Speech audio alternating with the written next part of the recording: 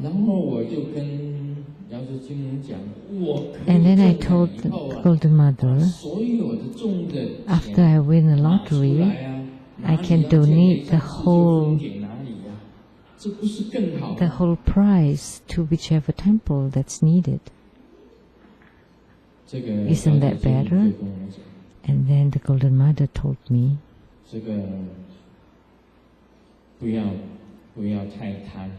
please don't be too greedy.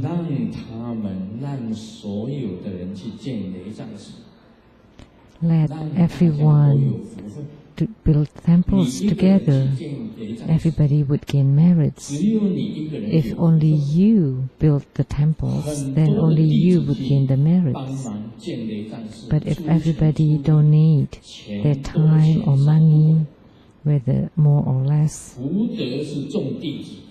then the blessings and the merits will befall upon the donators, the disciples. And upon hearing that, I was enlightened. Do you know the Sheng-yen Lu Foundation? We are two fools, me and Simu.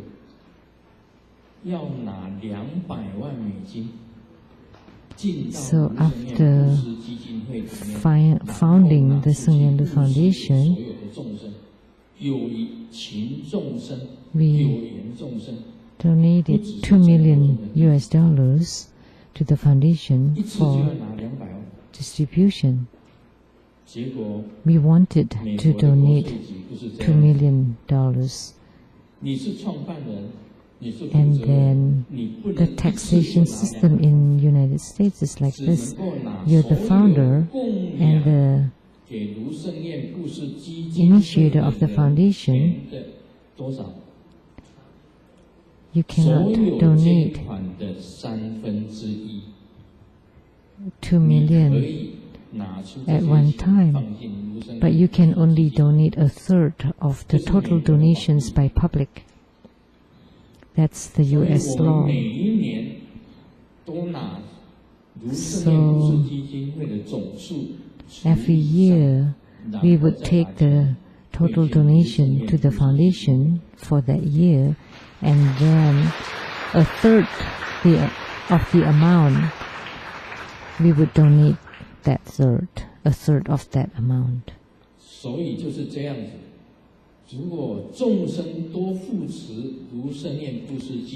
if the public support more, then the donation made by the Master and Simu would be more to the Sheng-yen Lu Foundation. So everyone donate time and money to support it.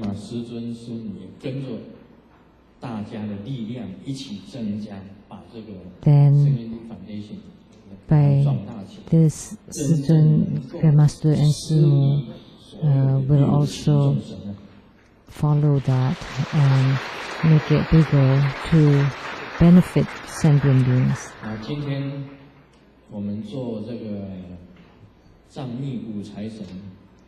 So today, in performing the Tibetan 5 jambalas, which is the red, yellow, white, green, and black jambalas, the 5 jambalas, their power are extremely great.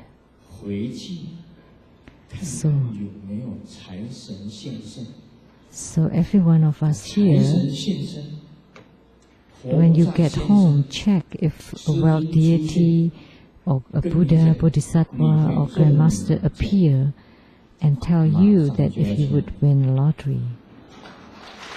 If they do, then immediately buy a lottery. That's bestowal to everyone. At the beginning of the ceremony, the Tibetan 5 jambalas descended.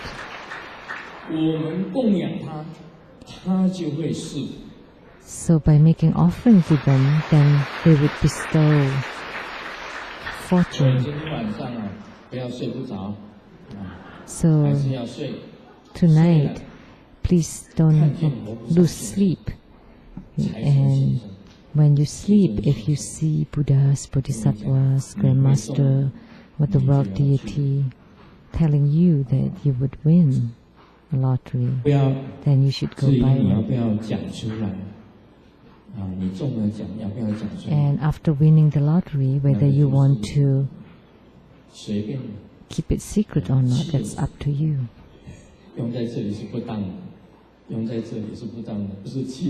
It's like cheers. Cheers is like up to you. No, it's not. It's not properly used here. I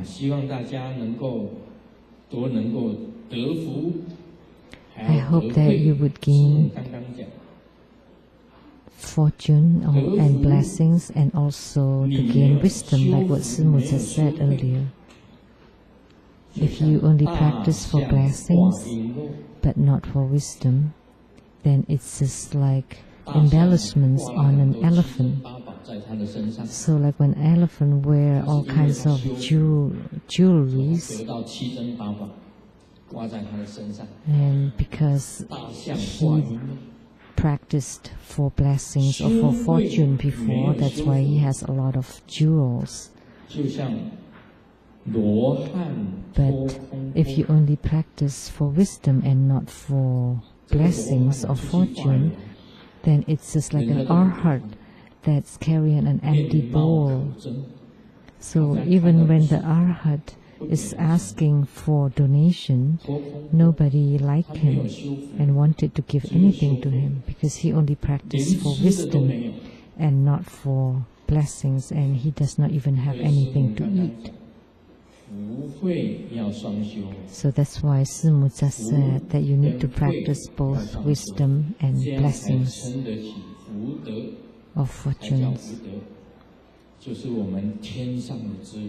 Then this way you would be fulfilled in your resources, which is like the heavenly resources. And today we will continue to talk about the Platform Sutra of the Sixth Patriarch.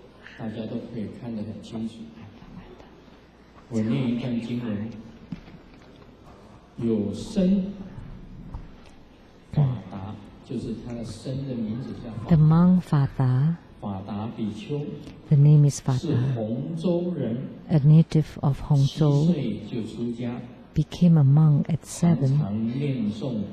He often recited the Lotus Sutra or Saddharma Pundarika Sutra, and he came to pay homage to the Sixth Patriarch. And the homage in Tantric Buddhism is with the full body touching the ground, but in the Sutric tradition is 2 knees and 2 palms and the head touch the ground. That's the 5-point prostration. But this monk Fata, when he was paying homage to the Sixth Patriarch, his head does not touch the ground, he's just bowed from the waist. And the Sixth Patriarch reprimanded him. You make prostration without your head touching the ground. Isn't that the same as not making prostration?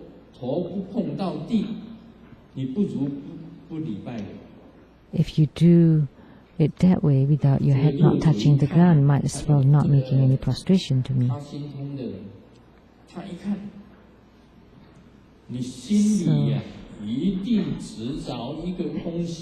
And then when the Sixth Patriarch took a look at the monk, he said, you must be attached to something in your mind.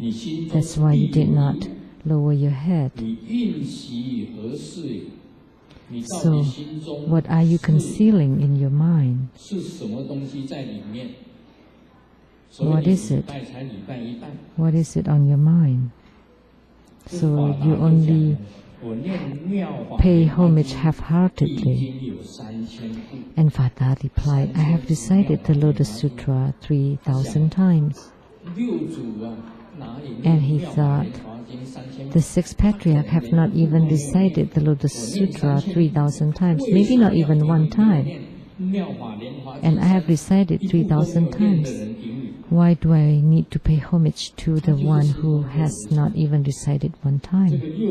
That's how he thought at heart.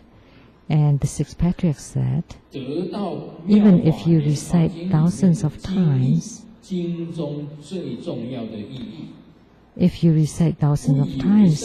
you comprehend its meaning and do not feel superior about it.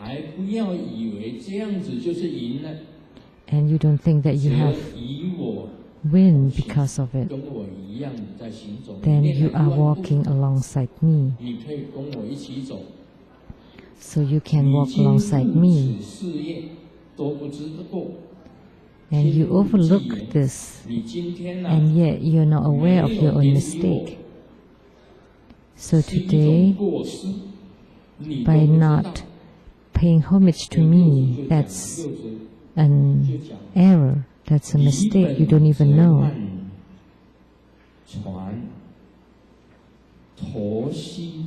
And the six patriarchs said, homage is to slash pride and arrogance. Why keep the head from not touching the floor?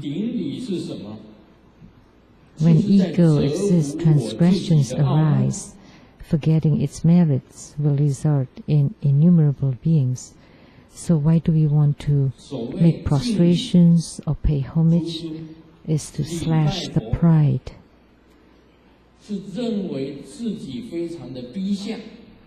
So because you feel very humble and you pay homage to the Supreme, to slash your own pride and arrogance, that's the greatest meaning of homage or prostration. Why do we feel proud or arrogant? Because ego or self exists. Because the true Buddha has no self. So even if you have 3,000 recitation of the Lotus Sutra, you feel proud that you think by reciting 3,000 times, you feel very proud. Because you're not reciting for the sentient beings, you're reciting for yourself. I have earned 3,000 times of Lotus Sutra. So I feel superior. That's because self exists. And because self exists, then transgressions will arise. And with no self, there will be no transgressions. That's the principle. So by eliminating by truly eliminating the self, you can pay homage to everything.